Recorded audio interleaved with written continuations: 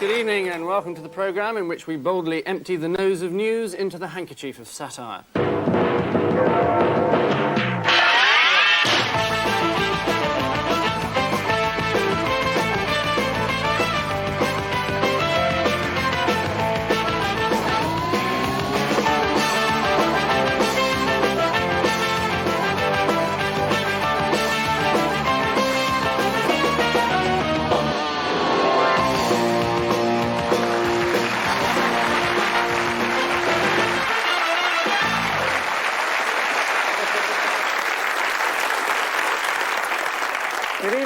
And welcome to Have I Got News for You, taking a look at the last 7 days, the last 7 pulsating, vital days of world news. As Iraq runs short of medical supplies, patients waiting for pacemakers are forced to improvise. But Saddam Hussein remains calm and even finds time for his regular Thursday night toga party. More drama in Britain, where the Rochdale social workers' inquiry spreads further south. Over the next half hour, we're going to be looking at the stories and pictures that make up the rest of the week's news as we tax the knowledge of our 4 guests, and I use the word very much in its Iraqi sense. This week, 2 teams of witty and politically astute celebrities couldn't make it, so we've got this lot here instead. We have 2 regular team captains. On my right, the man responsible for turning Private Eye into a respectable organ of the press, although which organ I'm not at liberty to say, Ian Hislop. And he's joined by comedian Sandy Toksvig.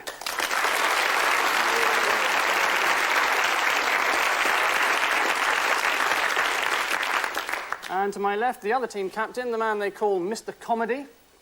Sorry, Mr. Merton. Paul Merton, and he's joined by Sunday Times journalist and Booker Prize judge, someone who once described Ian Hislop as sexier than Richard Gere, Kate Saunders.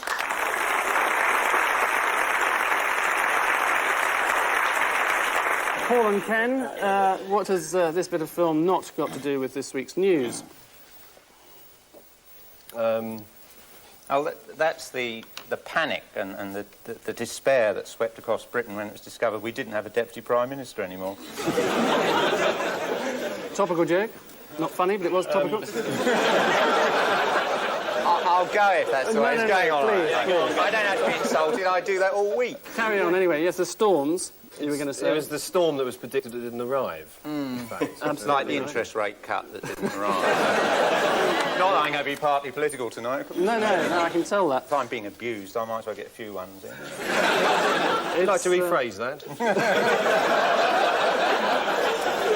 It's all right, it's after 10 o'clock. I just want to assure viewers nothing happened in the dressing room. Well, how soon we forget.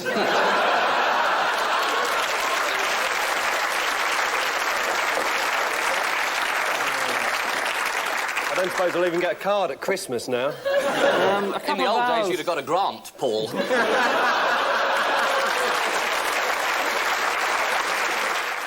I made Thatcher what, boasts Nigel? To swallow.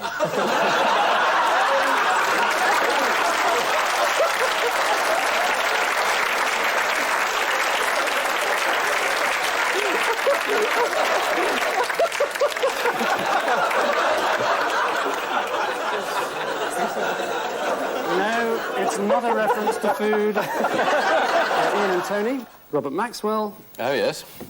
Princess Michael of Kent, Cliff Richard, and, well, I'll give you an extra point if you can tell me who this is, in fact. That's not Frank Boff after a heavy session, is it?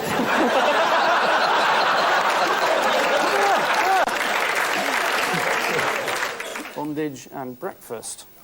What's that all about? Yes, this is the couple who opened up a combined dungeon and hotel. And you can get whipped and then a fried egg on toast. Trust House 40, isn't it? Yeah. Yes, it's, Allegedly. part of the court. Do I understand the libel laws? You can say anything you like as long as you say allegedly at the end of it. Allegedly, yes, I believe so. It's a good way to start, Paul. Not sure it always covers you, does it, Ian? It's Craig, a hugely talented and attractive foursome for you. Trevor McDonald. Anne Diamond. Jimmy Savile.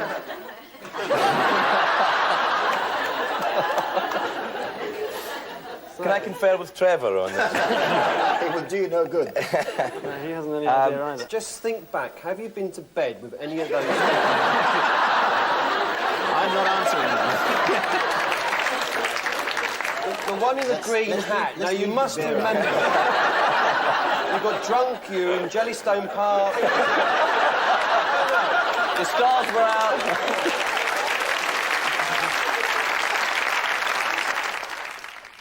Paul and Robert, I'm not going to give you any points for guessing who this is, but what happened next this time? And at the dinner itself, that other mature actor for once muffed his lines. We have been able to... Is this where he mistakenly called Princess Di an anorexic tart? Di proves that she's a what? Tart. Have you met the wife? She's an overblown tart. Tony, what's this story behind the headline? Strangely reminiscent of a Kate Bush song. Man with an ear in his leg.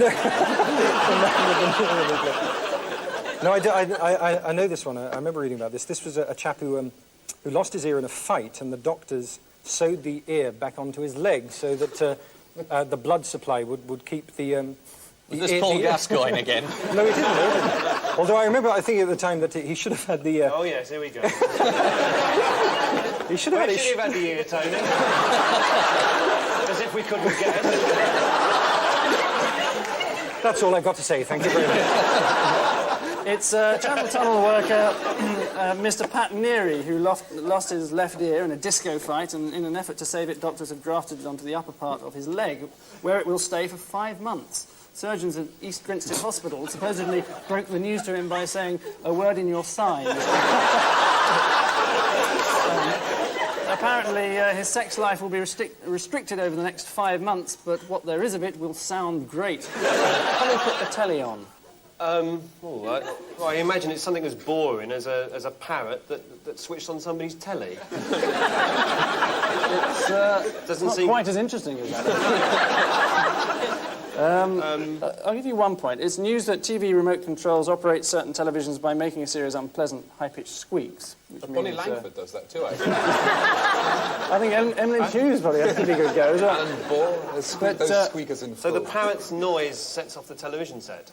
Yes. It's squawking is basically what I'm Yeah, saying. that's basically it. Pet parrots are now learning to imitate these noises and change channels at will. So if you lose your remote control unit, just buy a parrot. Always assuming he doesn't want to watch a different programme from you. Parrots all over the country now saying, "Oh no, it's Jeremy Beadle again." Yes, I think if the parrot's got a will of his own, if you've had it if David Attenborough's on the other side in some steamy wildlife movie. Lots of parrots giving each other a beak job. David Thomas. On the BBC, that's wonderful. I think I can clarify that one. So let's unleash the pandemonium that is round 4, our odd one out round. God, 4 oddities, one of which our panel have to out. Who is the Jason Donovan and why is all that? Jason Donovan's notorious heterosexual. Yes. Ask anyone at the London Palladium. Very quickly. Oh, Jason, nothing wrong with Jason. Straight as a die, old Jason. Anyway. Well, what does this face tell you? Blank. Which one of them's been on a stamp? That's what you're going to Yeah. Where's Mr. Blumenthal? He's in there in the background. It's a tricky one, this, I have to... They're all actors, confess. except Roger Moore. Yeah. No, the answer is it's Chris Patton, as all the others have modelled knitting patterns. Oh! When you say it, it's so obvious. It's staring us in the face. It was there. Yeah. Well, we gave you the clue in Patton, of course. Chris Patton. Yes, he of took his course. name from a knitting pattern. Norma modelled a... Have you gone off your head? You gave us the clue in Chris Patton? Yes. You could have said we've all been in the army because you've got Norma Major. They've all been smokers, Una Stubbs. And they've all written almanacs. Yeah. all involved in record attempts for the sexual act. That's Roger Moore, isn't it? This is degenerating into a farce. This isn't a leg over question. I mean, all those people can read apart from Kelvin Mackenzie. They were all journalists, apart from Steffi Graf. Churchill, Paula Yates, she did a book on underwear. Makes her a journalist. Ish. Oh, Kelvin's not a journalist. Stupid. Forget that. Sorry. I suddenly realised your mistake. No, well, if none of you got it, then I'll tell you. The answer is, in fact, that they're all nudists, except Kelvin Mackenzie, who likes everyone else to be in the nude. Well, Churchill isn't a nudist now. He was. I don't know what state he's in. Oh, yeah, he turned up in Yalta in the nude. I remember that. Stalin, Roosevelt, Churchill with no clothes on in the middle. Well-known nudist. Oh, how stupid of us, the nudist. No, there's a story that the president came in, Roosevelt came in to his room, and Churchill was in the bath. And he just got up out of the bath. My dear. What was that he was putting in his mouth? He did. And the president was quite taken aback. I'm very well. Because Churchill was not a small man. And Anyway. how do you know this? Is it an old flame of It yours? was on telly. If you watch that series on Churchill on BBC Two, you would know. Is that that programme called Churchill's Knob? I was quite upset by this Bishop of Galway thing. Why? Well, I used to go out with him. I knew nothing about this woman in America. He used to take me to the pictures. Yes. Sit in the back row and hold his crook. Paul and Griff, a scientific breakthrough for you. Yes. There's a man with an illuminated penis there. Sorry, Paul, over to you. You were going to say what this is. Is it the Holy Ghost trapped in a fishbowl?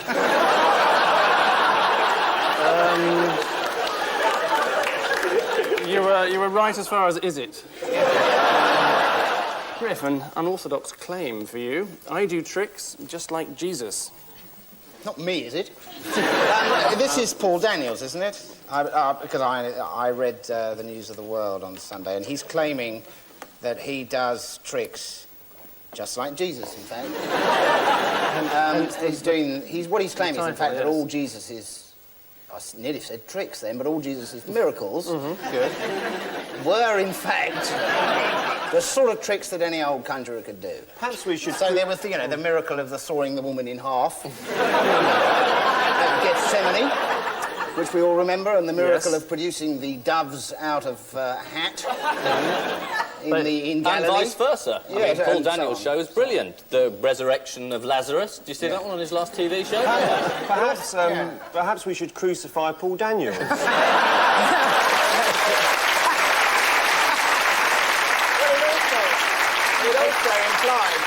It also implies that Jesus was a bit of a mug because he didn't work the miracle of having 8 million viewers on a Saturday evening at 8 o'clock on BBC. It also implies he might have been bald and from the Midlands, I suppose. It doesn't have quite the same ring about it, really, is it? Jesus walked across the water, ably assisted by the lovely Debbie McGee.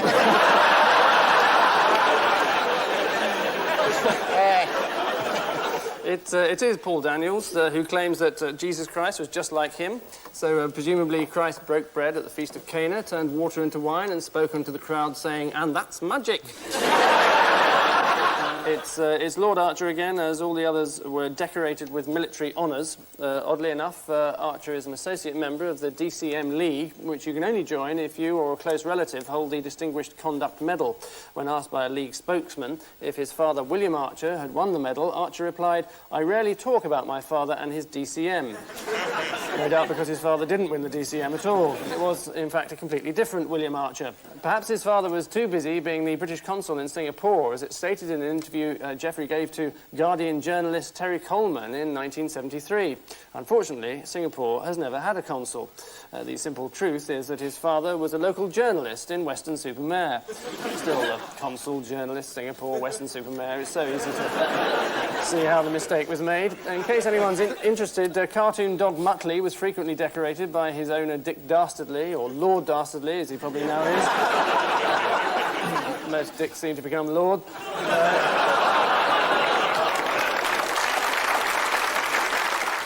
Paul, ex-MP Harvey Proctor, Julian Critchley, Gary Lineker, and the man currently sitting on your right hand. Do you buy your I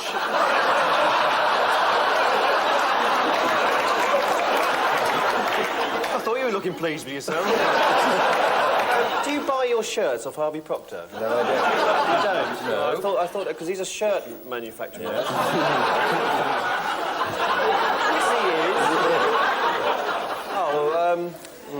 Have you scored something like 46 goals for England?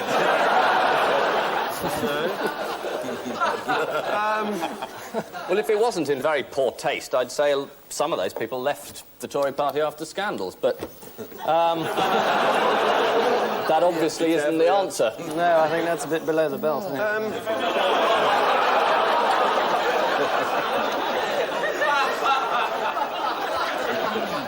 Paul, you're... Well, I don't know. Is it... Do you want your colleague to help you? Yes. Yes, I think he does. Well, I'm sorry to disappoint you, Ian, but it's all about the shirts that the people other than Gary Lineker are wearing. We're all alleged to be models for shirts.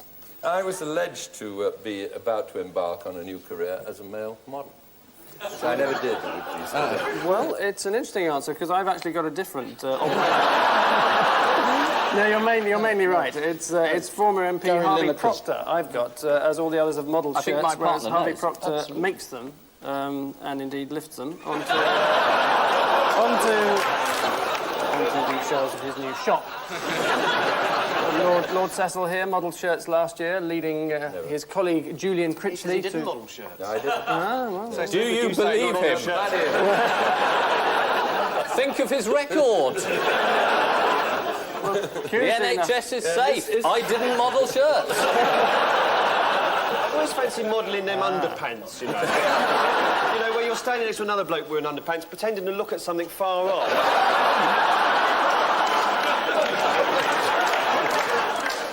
Look, there's the bloke who's got out trousers.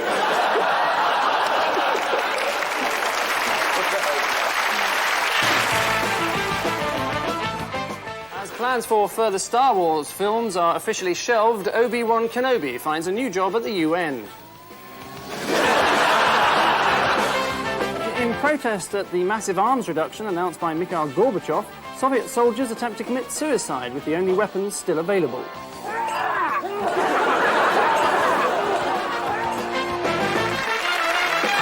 So in this one-off Christmas special, it's time for our exclusive royal round. 4 regal headlines for the teams to decipher, beginning with Paul.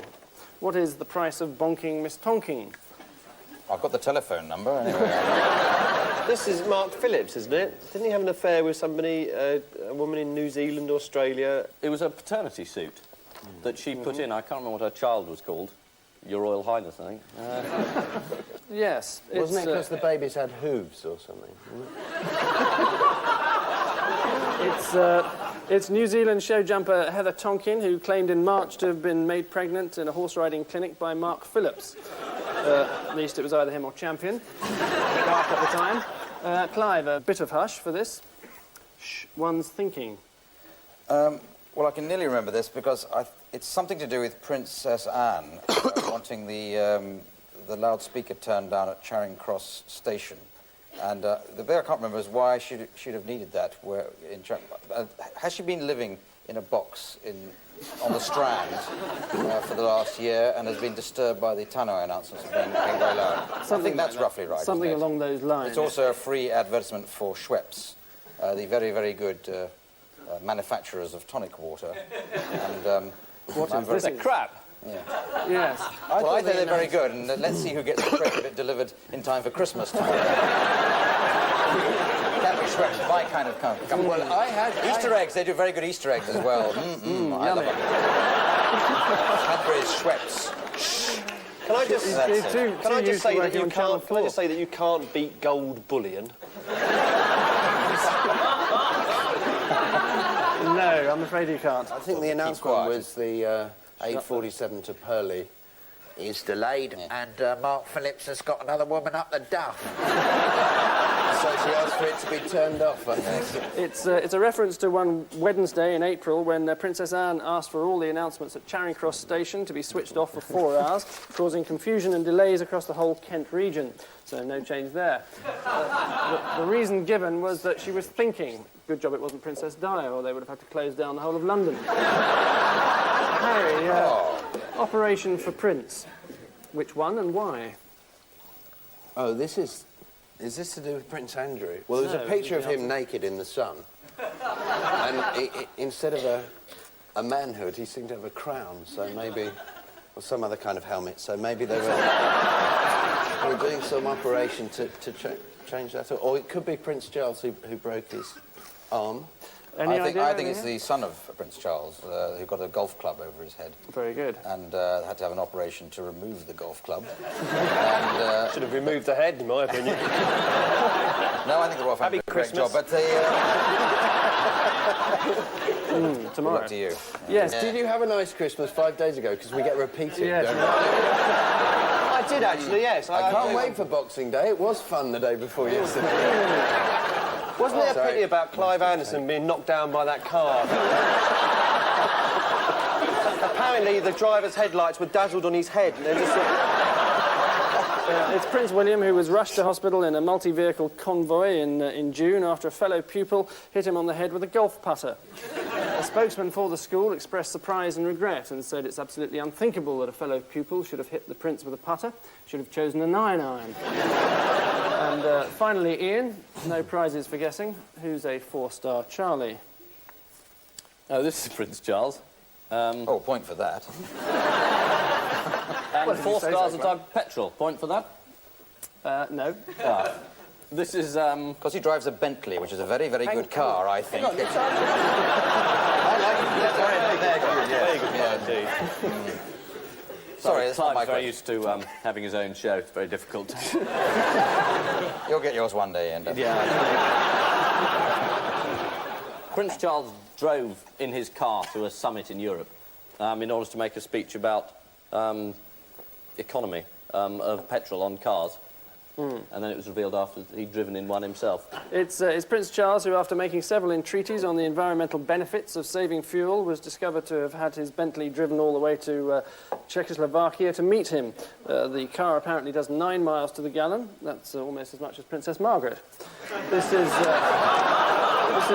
merely the tip of the royal iceberg when it comes to petrol consumption. It transpires that the royal family uses 25 cars and 17 motorbikes for their engagements. They just can't get the Queen Mother off that Harley-Davidson. All of which brings us to the end of that treacherous round. And the ever-mounting totals on our scoreboard read as follows. Ian and Harry have 18, and Paul and Clive are lengthening their stride with 23.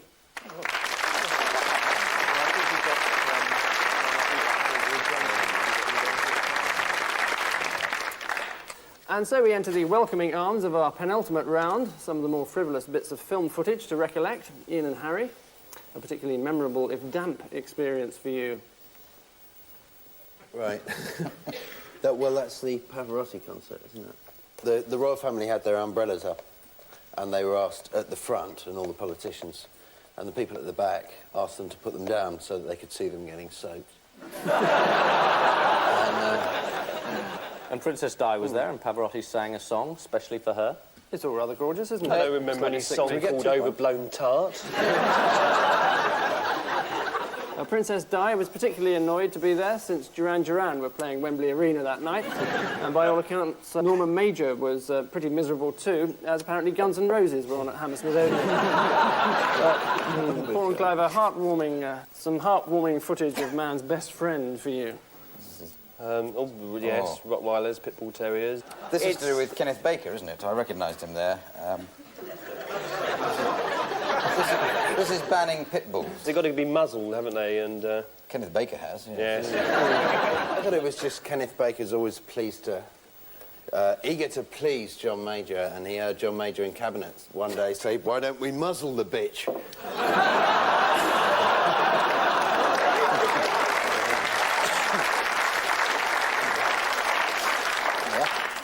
But She's still there. Well, they didn't manage In the it, did they? background somewhere. Apparently there are 10,000 pit bulls in Britain, together with 200 band dogs and 1 Japanese toser. So if anyone's attacked by a toser, even Scotland Yard should be able to solve that one. The owner of the only toser defended her Then pet. arrest a poodle. Put it inside for 15 years. There'll be an Irish wolfhound, I think you'll find. Yes, the owner of the only toser defended her pet. He's quiet and not aggressive, with a fantastic personality, said Mrs. Yvonne Wilson as he playfully spat out her big toe. Ian and Harry, what strange agricultural practice is this? Serial killing.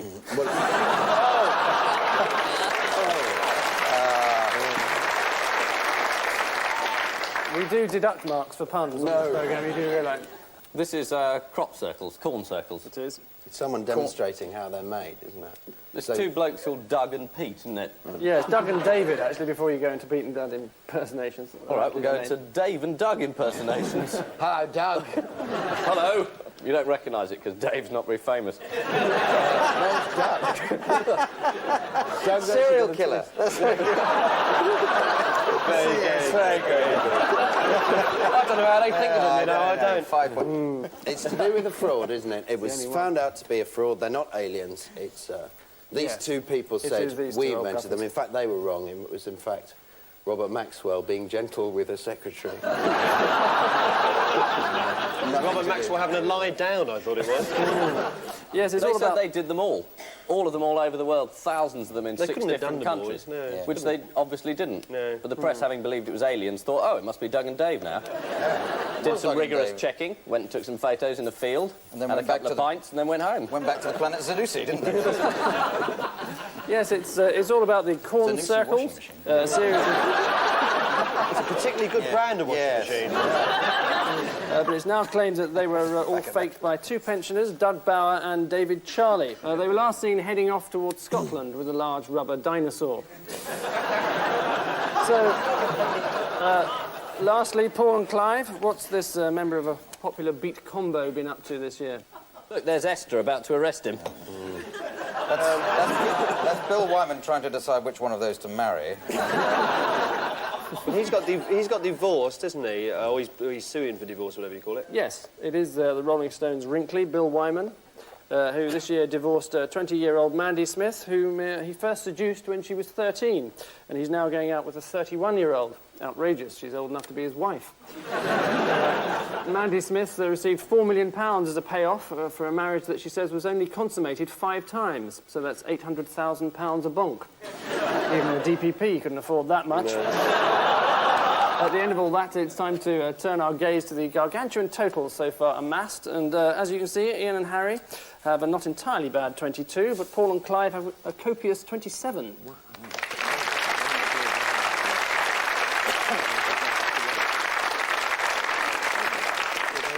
We're building a real Maxwell of a score. And so we enter the home straight, that is our missing words round. Each team is shown a selection of the year's headlines with 1 or 2 words missing. They have to name those words or come up with a better alternative. As is traditional, he who lies last goes first, so Ian and Harry. That privileged position is currently held by you. Right. Bosses put Lamont in what? Jail. Panto. Chains? No, a spot is actually the answer. They put him in a spot? Curious idea, The isn't spot it? cleared up immediately. I always use Lamont. Next, Birmingham 6 detectives to what? Become judges. To face court is actually the answer. Next, Kinnock scorns the Tories and lays out what? Frank Bruno? New patio? It's a lovely thought. His policy for Europe. His policies for Europe is a very sensible answer. I'll give you 1. His priority. Oh, excellent. Next, London Zoo offers plan for what? Thatcher's retirement. Open air barbecue?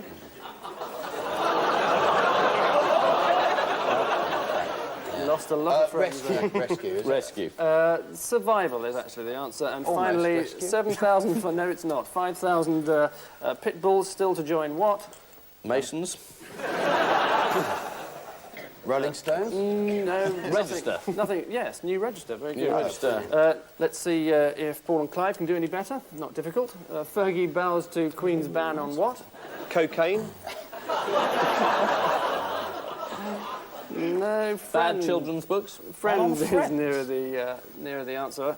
And next, Kilroy is returning to what? Primitive pond life. Slowly sort of regressing backwards. Not as far as I'm aware. Old time is actually the answer. Next, Hattersley pours what on Major's leadership? Spittle. Peanut butter. Scorn. Scorn is correct. Yes, Very good. Next, Orkney children are flown home to what? Dolphins. To spend Christmas in the arms of their family. That's a lovely answer and completely bed. wrong. It's a party. And finally, Bug is found in Mirror Finance Chief's what? Underpants. Office. Office is correct. Yes. Well I done. thought it was collection of insects. Well, you'd be wrong. They've had a look at the pension fund and apparently a big fat cheque is missing. It's Christmas, I don't care. Right. So, after that non-existent display of lateral thinking, a fleeting glance at our score reveals that this year's stuffed turkeys are Ian and Harry with 26, and this year's plum puddings and recipients of a short snowfall are Paul and Clive with 31. Oh.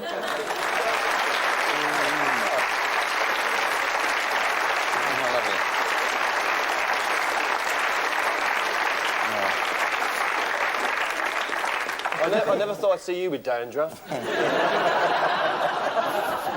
Just another ball joke. So, a corn-fed chicken to our winners, a bag of giblets to our losers. But before they rush off to Trafalgar Square for a quick dip, there's our caption competition to pay our respects to. Paul and Clive, what did you think of for this? Well, I need some Optrex. Most chemists Yes. are handy. The family size is particularly useful at this time of year. Yeah. What about the caption for this? Come here, Rudolph, I'll give you a red nose. No, it's not a red nose, Rudolph, I was looking for. DPP curb crawling scandal takes new twist. Trying out these Wellington boots for a friend. Thank you. Hang on, Santa, you're Jeremy Beadle. It's the minicab driver. I'm not going to South Antarctica at this time of night. These High Court judges, they'll kick anybody. Thank you very much indeed. Ian and Harry, how about yours? EEC rules against Santa monopoly. Mirror pensioners get employment. Spot the drunk. Arsenal fans remember a happy time when they used to win. Many years ago now. And on the... How fascinating football is. Wake up, wake up.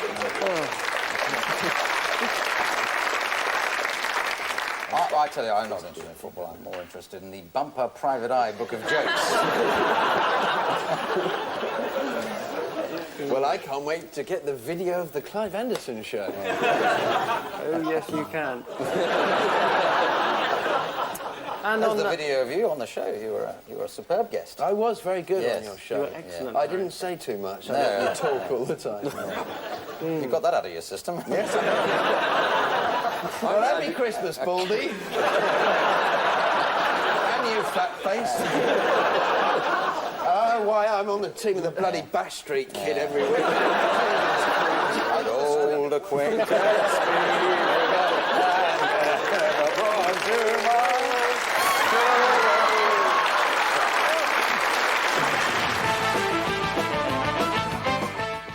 George Best admits that the days when the world's most beautiful women flock to his side are drawing to a close.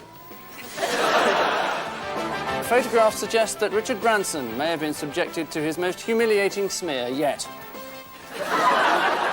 Prince Charles gets to grips with life as a single man.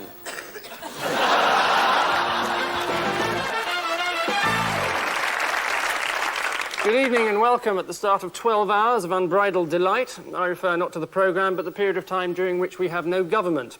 In the election run-up, reports that this is the dirtiest campaign so far are confirmed when the Labour leader is spotted trying to strangle Sir Geoffrey Howe.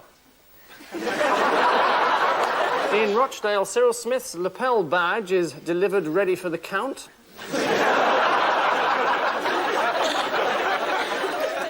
And finally, Kurdish leaders react to the news that now the election's over, Jeffrey Archer plans to visit them again.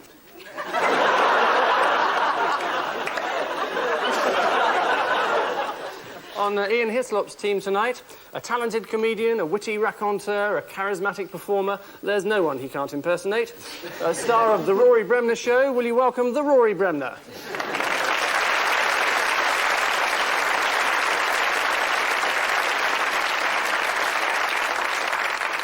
And on Paul Merton's team, someone who, when it comes to news quizzes, is no stranger than he was when he last appeared on this programme. Formerly editor of Punch, formerly a magazine, Alan Corrin.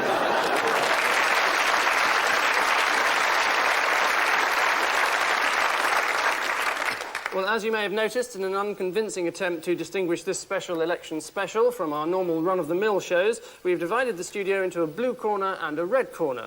Ian and Rory have the dubious privilege of sitting amongst the true blues, while Paul and Alan stand proud of the Labour lovelies, and I find myself framed by the leading lights of the Liberal Democrats.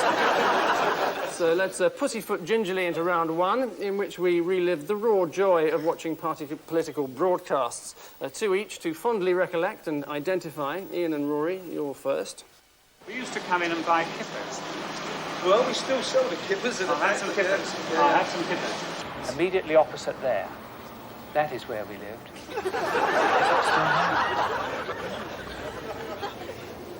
It is. It's still there. That was a party political broadcast for the Labour Party. Terrifically effective. They went ahead 9 points straight away. It sort of did sound like the beginning of a music hall act, didn't it? You know, do you still serve kippers? Well, I'm serving you, ain't I?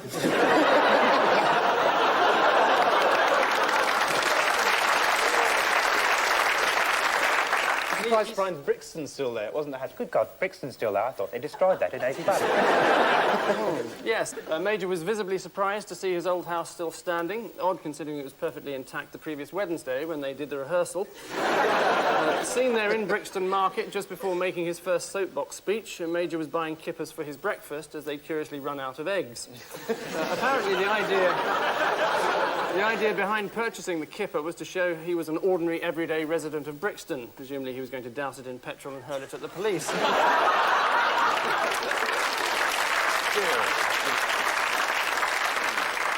This soapbox that he's got is a wonderful idea, isn't it? You can see them sort of saying, how can we make him look charismatic? Let's stand him next to a wooden box. Or the message is, vote for this man, he's got a wooden box. No, vote for this box, he's got a wooden man.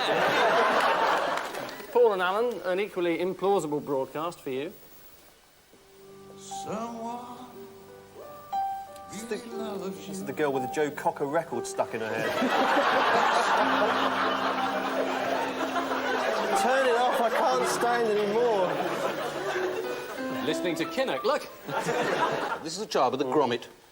No one in their right minds goes into a party political broadcast with a word like grommet, but anyway, this child been waiting 9 months for a grommet to put in her ear so she'd hear better, but in fact this turned out to be untrue, and the Tories were gleeful that it was because she was on the wrong list. This is a wonderful defence of National Health Service. It means if she'd actually had her operation, she probably would have had her left leg taken off. But anyway, she was called Jennifer. She came from a wonderful family where the father had given this information to the Labour Party, the mother was a Tory voter, and Grandad had faxed Tory Central Office with the details.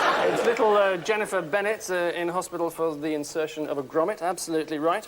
Labour Press Secretary Julie Hall was forced to confess that she'd revealed the Christian name, but the big question was which of the three main parties had leaked the surname to their friends at the Daily Express. Bit of a riddle, that one, isn't it? Ian and Rory, who are these lovable eccentrics. I believe that most people in this country are social democratic by nature. They've been forced into political pigeonholes in which they sit rather uncomfortably. Uncomfortably? That's the pronunciation party. I think that's Claire Rayner talking about these uncomfortable things she's been selling on the television.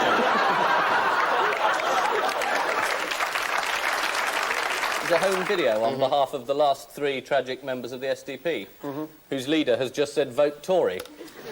Which must have pleased them. Dr. Owen's now had more parties than Paddy Ashdown's had secretaries. Satire. Who said satire? That's rather uncalled for. Although true. No wonder his eyes are practically shut. It was... It was before we go any further down that line. Paul and Alan, a rather more credible outfit for you. Hello, everyone. I'm an expert in making things disappear.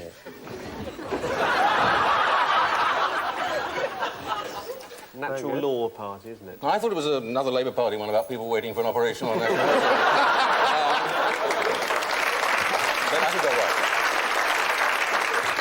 right. Jennifer's Piles or something like that. It looks as if they were having a grommet forcibly inserted at the time. It's the Natural Law Party, whose position on the NHS, electoral reform, education policy in Europe is still unclear, but what's certain is that they're fully behind jumping up and down cross-legged on a mattress, an issue which other parties seem curiously reluctant to tackle. They promise to stop all crime, end all wars, and cure all known diseases, which is very kind of them.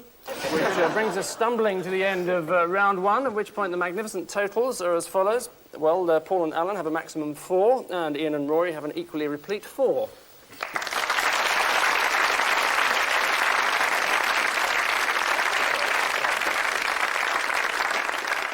Well, this is the part of the show where we ask you to hold everything as our intrepid guests gird their loins for our once popular caption competition. Each team is confronted with a captionless photograph. Paul and Alan, this is yours. Ian and Rory, yours is this. And between now and past, it's your joint responsibility to put words into whosever mouths you deem appropriate. And while you're letting your creative juices run riot, we'll trundle into round 2, our candidates round. One eminent electoral personage each for you to identify. Paul, recognise the chap on the left.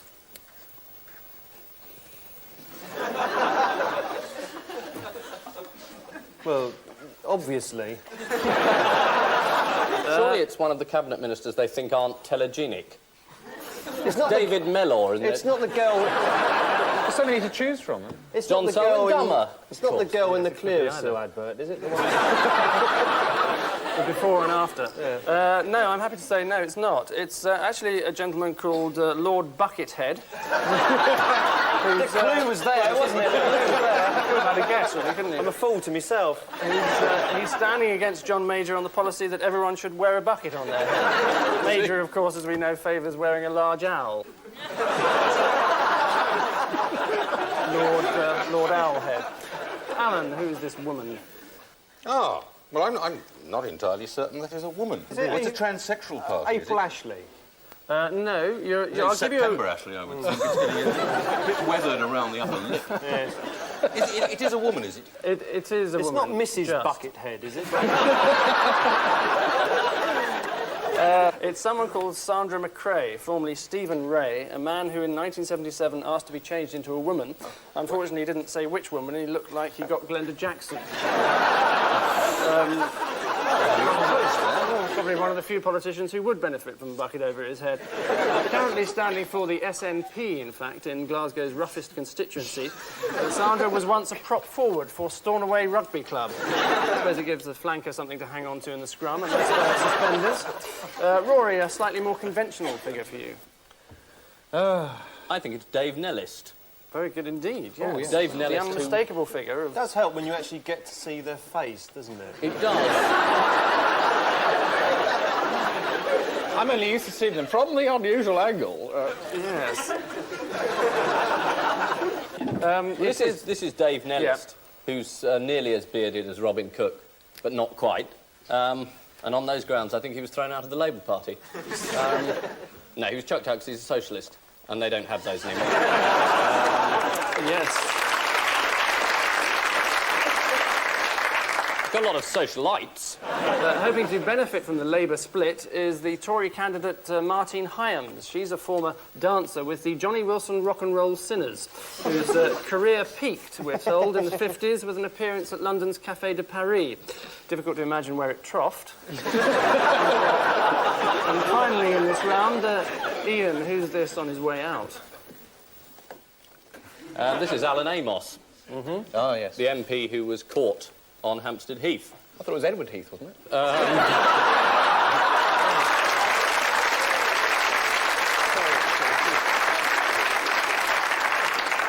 Wrong sailor, sorry. He was arrested in an area known as Gobbler's Gulch. Which I believe is a reference to the bar snacks they serve at the neighbouring pub. Good. Anyway, yes. he obviously wasn't doing anything at all, as he said, so he's resigned. Police source, I have to tell you, said that these men were not, in fact, having full gay sex. Colleagues described the incident as a tremendous blow for him.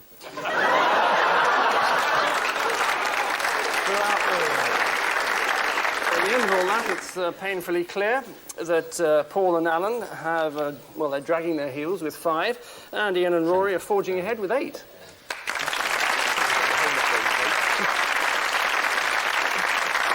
Going into the pandemonium that is our archive round. Both bits of footage are taken from the SDP archive, one of the smaller rooms in the BBC. Ian and Rory, what happened next for you? Where's this school that you all come from? This one. They're all saying, this is Spalding Grammar School. Yes. Roy Jenkins scored. Roy Jenkins talked to the schoolboy for about 5 minutes, and the schoolboy persuaded him to just pack it in.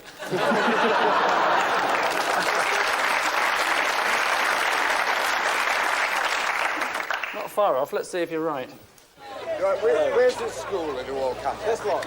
They're all saying, this is Spalding Grammar School. Yes. Yes, I'm here. How are you? Yes, right, Jenkins. Do you truly believe the only way out of the present economic recession is by watered-down Tory economic and financial policies?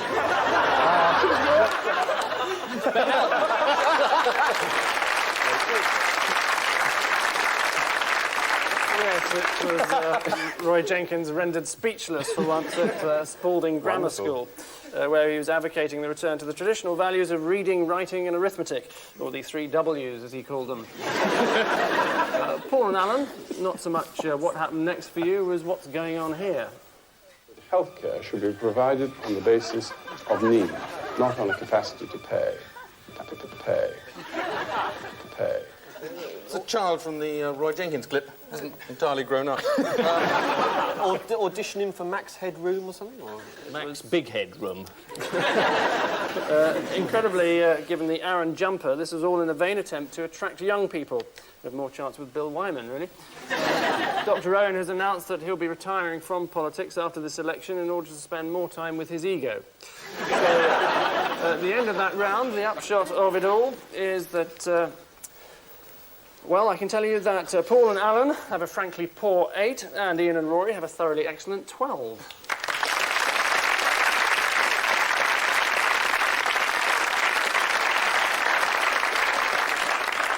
And so we bid a warm welcome to round 5, our special election odd one out round, 4 apparently unconnected souls, 3 of which have a common link, one being the social outcast.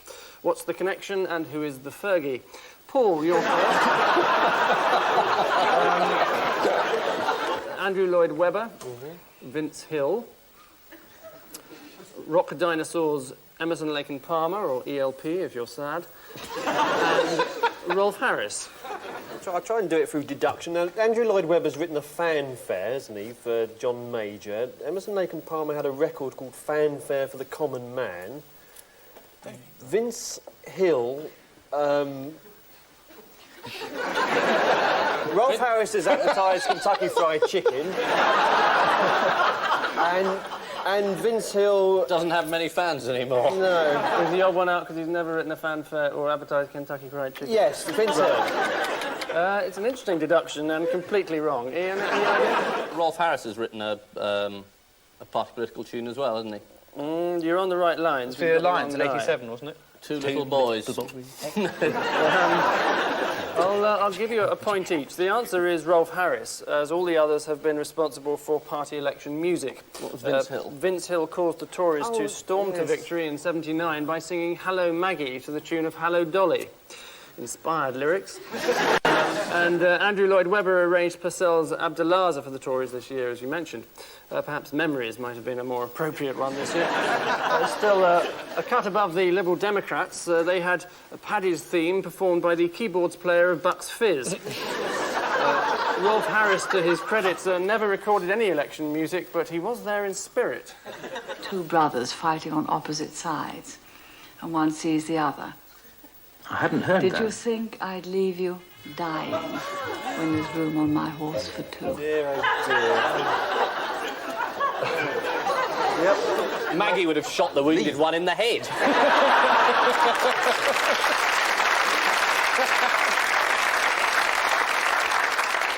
Alan, which is the odd one out here? Ken Dodd, Ken Barlow, Ken Livingston, and Steve Davis. Tricky one, this. Well, then. 3 of them are called Ken. 3 of them play snooker. 3 of them are immensely boring. And 3 of them interfere with newts. So they're all in their particular ways. I would go... These are political affiliations, are they? Ken Dodd, Ken Barlow, whatever his name, and Steve Davis are all Tories, aren't they? Yes. So in that sense, Ken as dull Livingston as could be that, the odd you one. I don't know. Yes, it's well wonderful meeting, wasn't it? Well deduced. Good, yes. Did you see it on the telly? Ken Barlow meets John Major. Well, what a boring man. Not Barlow, obviously. the other one. Only Ken Livingston, interestingly, doesn't support the Tory party, although they do share a common enemy. Rory. 4 famous faces for you. Sir Robin Day, Geoffrey Archer again, Ted Dexter, and Jimmy Edwards. Are they all Sir Jimmy Edwards? Was he Sir Jimmy? No. Well, no, we're hungry over here. Yes, Do I it, can do it, tell Paul. there's an answer coming. Jimmy Edwards once stood for the Conservatives in Paddington in about 1961. Geoffrey Archer stood for Conservatives, Ted Dexter has, and Robin Day once stood for the Liberal Party. Archer's the only one who got in. Yes, extremely good. Well, 2 points. They're all... for anybody else. Geoffrey Archer was actually walking round Battersea the other day, which is where I live, and some old bloke that was coming along, and he said, "Can I just ask you a question, Mr. Archer?" And he says, "Yes, fire away." He said, "Why don't you sod off?"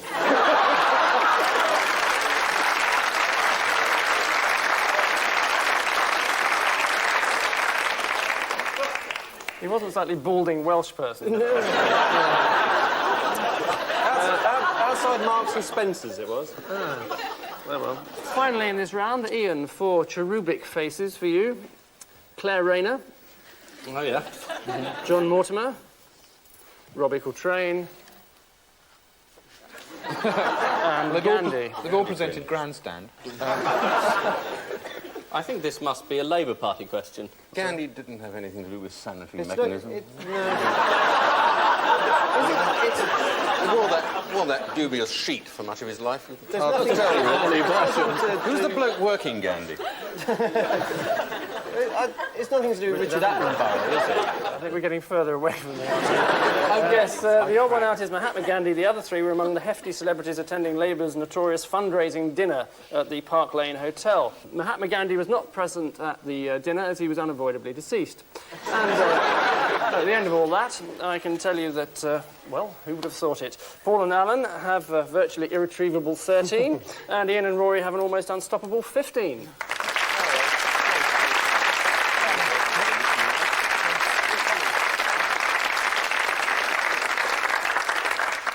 Well, we come now rather gratefully to our final missing words round. Each team is given a set of headlines with 1 or 2 words blanked out. All they have to do is guess the missing words or think of something better.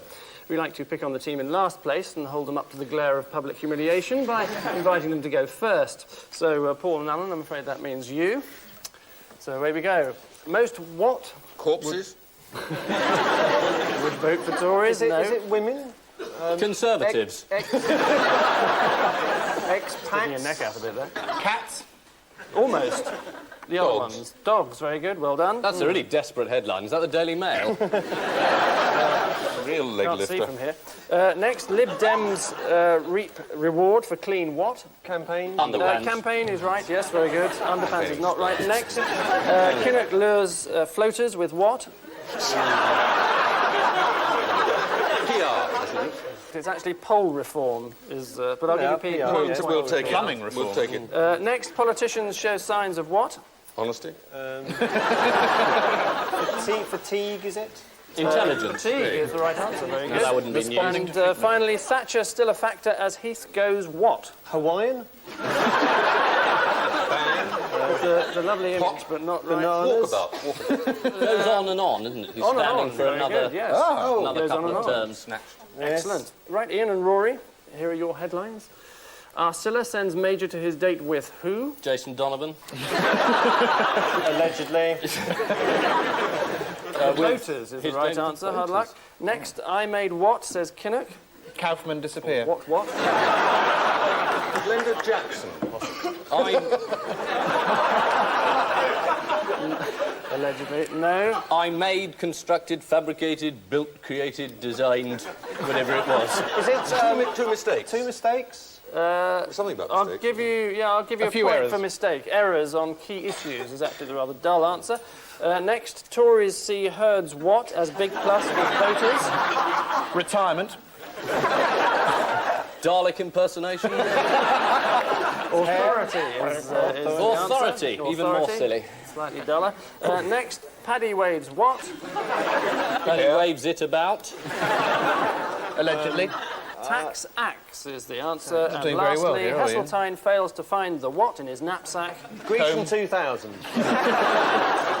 It's Marshall's baton, isn't it? I'm afraid it would, but Dibber. Alan just leapt in before you, so I'm afraid Alan gets the point.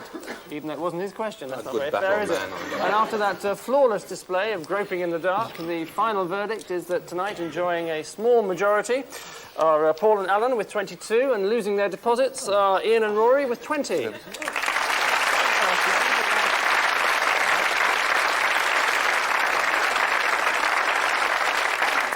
So for winning, Paul and Alan get a delightful Je t'aime JM t-shirt here. There you are.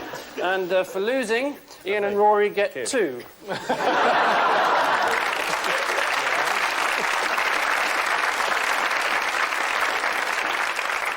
Collector's item, isn't it? It's got on the back, I love Gobbler's Gulch. I'd like to opt out of that, please. All right. No, I'm afraid you can't. For continuity reasons. But all is not entirely lost for our defeated captain. Not only is there the chance of a rematch in our next series, which starts in 2 weeks' time, but he has the opportunity to redeem himself now with our caption competition. Paul and Alan, what have you come up with for this? I can't think of anything you can use on British television for that one. Daddy.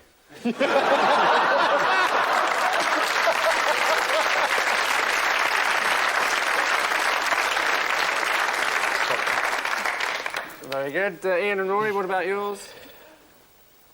So you're the one who edits Private Eye.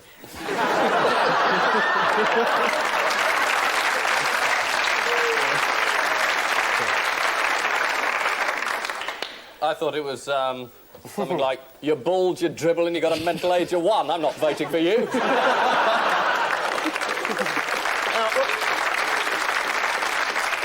On a contentious note, we say thank you to our guests, Ian Hislop and Rory Bremner, Paul Merton and Alan Corran. And I leave you with news that Labour and the Conservatives may be close to reaching an electoral pact after Norman Tebbit is seen emerging from lunch with Roy Hattersley.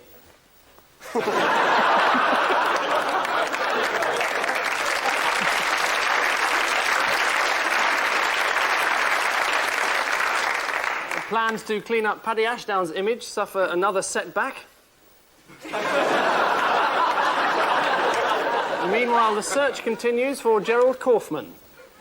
And finally, the Liberal Democrat leader spots the very sign that gives his party hope for a landslide victory: a pig.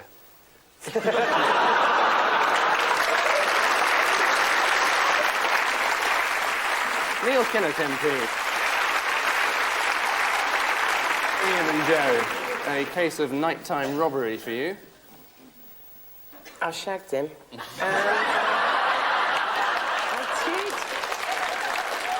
You think I would be a lawyer? Oh. So we all have in our own way, haven't we? Not personally, no, but...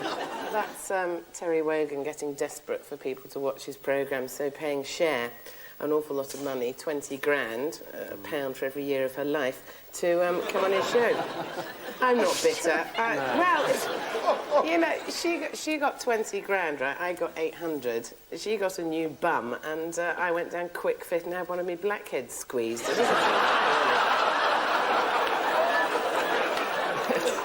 It's a lovely image, I must say. You can see why it would cost 20,000 to fly her over, because they have to do it in bits and then reassemble her here. It is the revelation that almost £20,000 a time is being handed over to celebrities for 5-minute appearances on Friday night with Wogan, as a result of which next week's edition of Have I Got News For You will be presented by Alan Titchmarsh. Leslie Nielsen... Nice suit.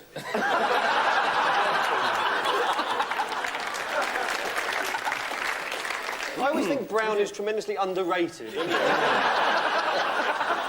As a colour, I'm just going to blow my nose to make sure that this gets edited out.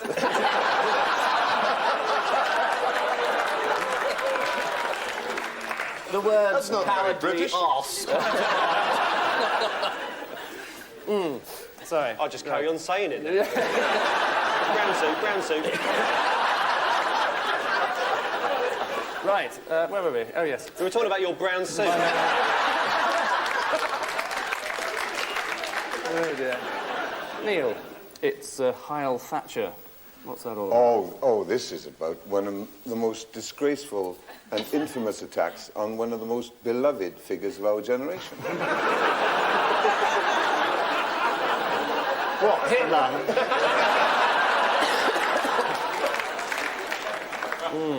And somebody actually plastered or drew a moustache on a picture of Baroness Thatcher. And it was the police have pulled in about 12 million suspects. and do you know, next week, do you know what's going to happen next week? They're going to colour in John Major. So, be a real challenge to us. It is the disturbing news that some irresponsible vandal has had the audacity to paint a Hitler moustache on the portrait of Mrs. Thatcher, Baroness Thatcher, sorry, in the Commons coffee room. It must be the first time she's been touched up since Cecil left.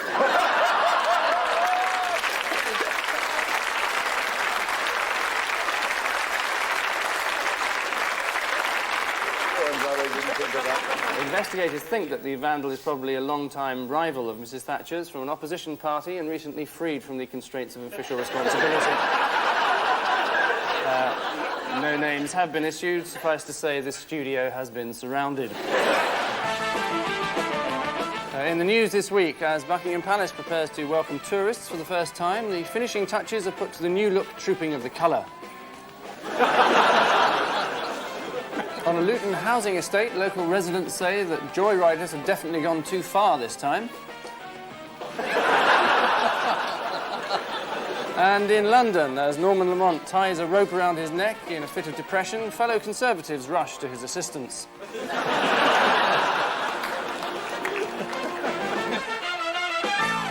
Bottomley goes shopping to Tesco's.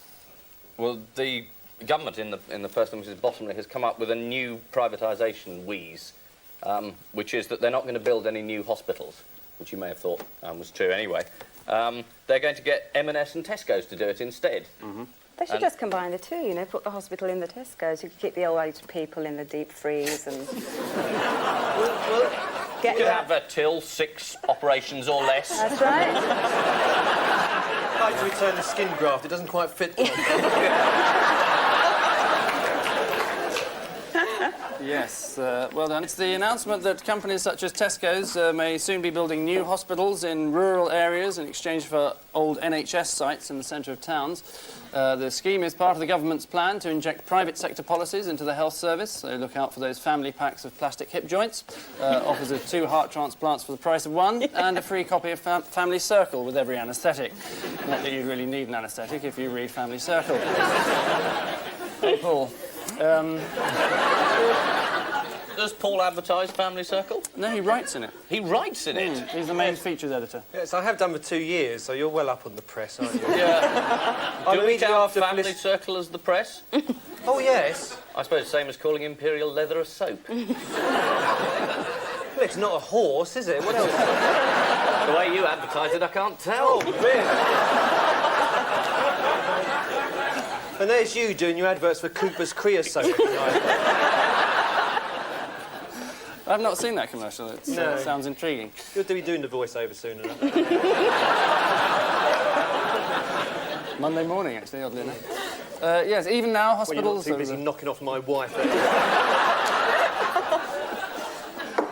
So jealous.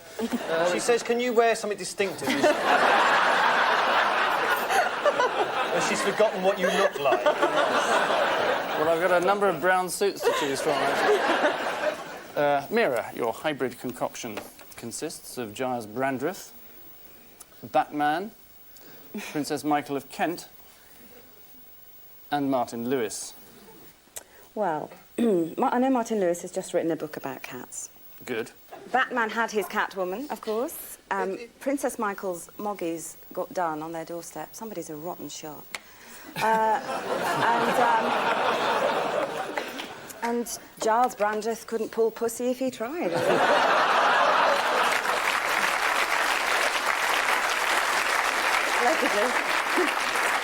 Is Batman the odd one out? Because all the others have published books about cats and are notorious cat lovers. Well, I'll give you one, because you got it absolutely... I'll tell the wife. Keep it in the family, I guess. Wednesday night, all right? Yeah, I'll give you one because you got the... Is that the same one as you gave me earlier? Yeah. You're a fit boy, aren't you? But I'll give Mira one as well. Oh, well, why don't you start in the front row of the audience? You animal! I'm afraid that's just the sort of man I am. 4 peas in a pod for you. Gaza. Fiona Armstrong here. Kenneth Tynan. And Jules Holland. Oh. This is just so easy, this one. It's about just Excuse obvious, me, it's my question. I mean, Gaza, Ken It's the battle of the Tynan, breakfast. Jules Holland. Those 3 all have the F factor. Well, you've jumped in perfectly right before... It's very funny as well. You weren't going to say that, were you? Which I 3 said have it the just F before you factor? said it. I wasn't going to say that, actually. Right. Gaza and Ken, sadly no longer with us. Jules, still with us. All personal mates? No, not at all. Have all said the F word on television shows. Fiona obviously hasn't said the F word on a television show, but she probably said it just after she'd left. One, maybe. We can change it after right now with one simple word, you know. No. Go on, do it. No. It's worth it. And that's it. Gaza and Kenneth Tynan are no longer with us, did you say? Kenneth Tynan was the first person to say fuck on television. I was the latest for 2 seconds. No, you fucking weren't. Oh, yes, it fucking was. Go on, Fiona! Go on, Fee! Go on! No, you say it. Cut. She says it at home. How do you know? It's that, You must do. Exactly. Have you ever been to Fiona's home? Yes, don't talk about that. Oh. Has he been to my home? He's been shouting through my letterbox. This is true. Really? That's not true.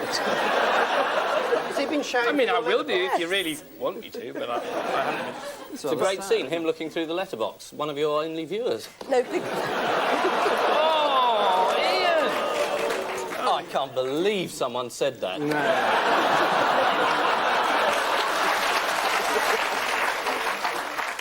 And with Paul Merton this week, we were hoping to be joined by the Right Honourable Roy Hattersley, but sadly, and for the third time in our brief history, he's pulled out at the last minute due to having something better to do. So, as his replacement, liable to give much the same performance, and imbued with many of the same qualities, we're delighted to welcome a tub of lard.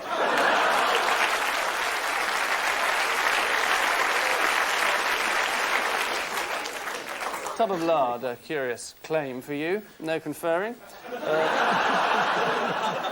Sex, beer, and neat moustaches solve riddle of the pyramids. Well, since he can't do it, I think Hang on a minute. I haven't given him a He's chance only just yet. seen it.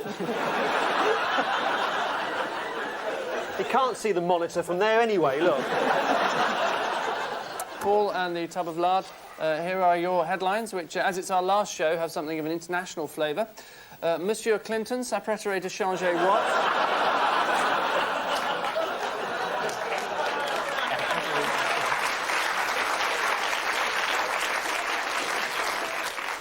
Right, well, bearing in mind that I did metal work...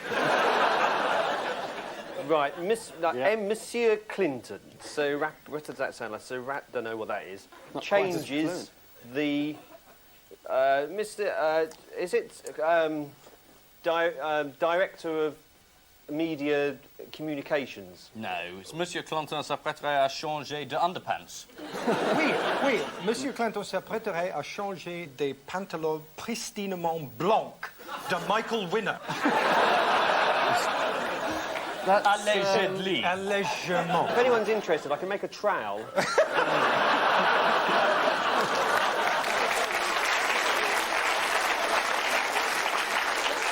Is it director of... Yes, your directeur de la communication is absolument right. I think we got that. We got that. Die Bank von England gibt große what zu? Well, I don't know. Is it... Angus, I know this. Yeah, we know this. I know this. Die Bank van England gießt große Stinkpensen. Der britische Filmendirektor. And his wife, Zoo. Grosse amounts of money to fat Bundesbankers. 9, it's Besorgnis. Is the... Bless you. I'm amazed you didn't get... I'm not in one of John Simpson's trips.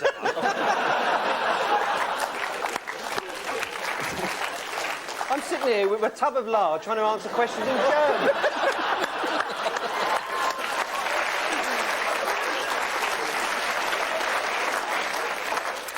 Well, we shan't ask another one in German. Well, good. Next, what cup symbol Jawrotsky Zasi? Well, it's not Michael Winner, because the second word's cack, look.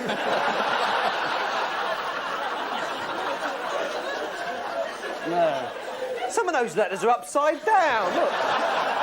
They like it like that. What's that one at the end? It looks like a sort of seagull flying off, look. It's Russian. That's an A. Oh, it's Russian. Oh, I do beg your pardon. It's Russian. They're allowed to do Is that. it Yeltsin? Yeltsin? No. Is it Yeltsin? What? I must have been off sick the day we did this at school.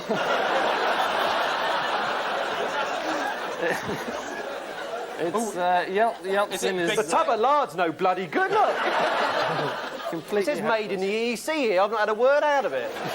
Is it perestroika or something? Or something it's like nothing even Big remotely Mac, like potato. that. It's slightly closer to home. It's actually Lord Owen. No. Next up is... Wakiho Kaisei Kyo what? Is it bean fried rice?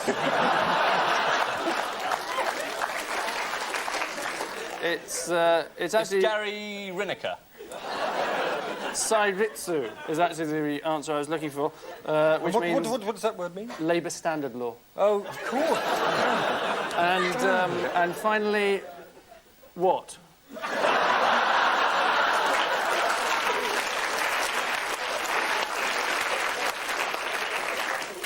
Fish found on moon, antelope on bicycle. Potato cures boredness, claims mad vicar. TV's Angus shagging Merton's wife. It's close. It's actually DLT quits Radio 1. Now you say it, it's obvious, isn't it? Which valiant attempts at linguistic competence sees us winging our way to the end of this round programme and indeed series. And the final showdown seems to have ended with the hardly satisfactory conclusion that this week's down and outs are Ian and Tony with 16, and this week's upwardly mobiles are Paul and the Tub of Lard with 20.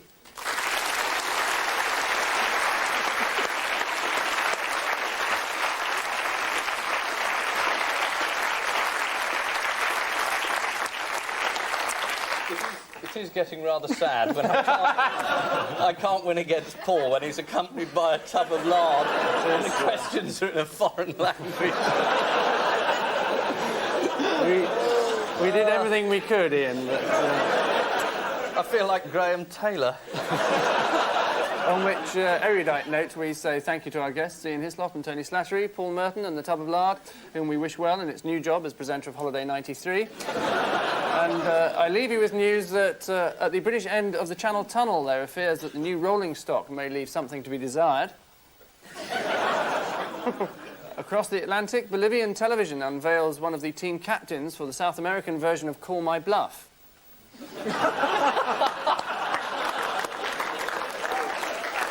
And finally, Virginia Bottomley performs her famous shadow puppet of a Thai prostitute.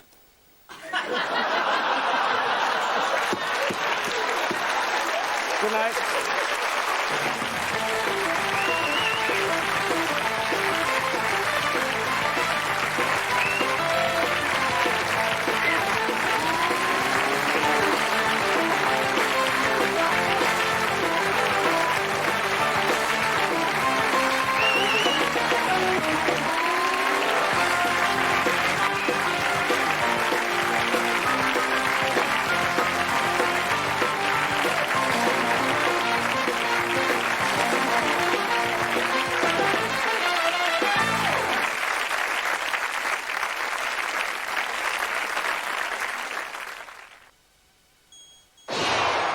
Bye.